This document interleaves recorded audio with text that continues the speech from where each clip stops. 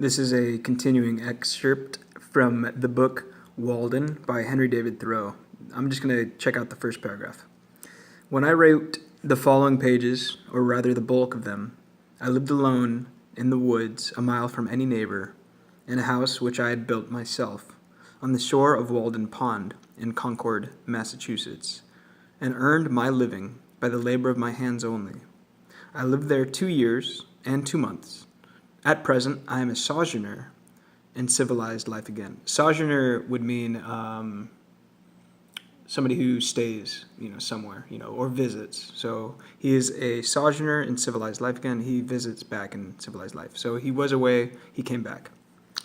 I should not obtrude my affairs so much on the notice of my readers if very particular inquiries had not been made by my townsmen concerning my mode of life. So he wouldn't have maybe come to be known if it hadn't been that a lot of people who noticed what he was doing, they kind of made somewhat of a living legend of the guy, which some would call impertinent, though they do not appear to me at all impertinent. So impertinent would be like rude. What he did was rude, just by not allowing himself to be entered into civilized society, to be a part of the, be a part of the group, be a part of the team. He went out and did his own thing. They're saying that was very rude, but considering the circumstances, very natural and pertinent. So he said it's natural to go do your own thing. Some have asked what I got to eat if I did not feel lonesome, if I was not afraid, and the like. Others have been curious to learn what portion of my income I devoted to charitable purposes, and some, who have large families, how many poor children I maintained. I will therefore ask those of my readers who feel no particular interest in me to pardon me if I undertake to answer some of these questions in this book. In most books, the I, or first person, is omitted. In this, it will be retained. That in respect to egotism is the main difference.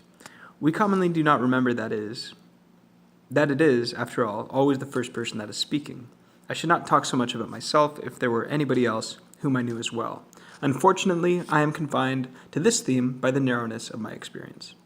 So you just getting the sense of this, you can tell he's trying to be, just like his last name, his Henry David Thoreau, he's trying to be thorough.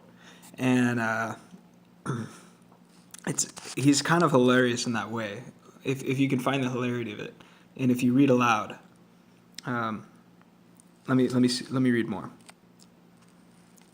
Unfortunately, I'm confined to this theme. Moreover, I, on my side, require of every writer, first or last, a simple and sincere account of his own life, and not merely what he has heard of other men's lives, some such account as he would send to his kindred from a distant land. So he's sending it. This is like a giant ode to himself and to his life and to society. And he wishes that every writer would kind of do this, where they give you a sense of themselves in the book. First or last, a simple and sincere account of one's life, and not merely what he has heard of other men's. For if he has lived sincerely, it must have been in a distant land. Perhaps these pages are more particularly addressed to poor students. As for the rest of my readers, they will accept such portions as apply to them. I trust that none will stretch the seams in putting on the coat, for it may do good service to him who it fits.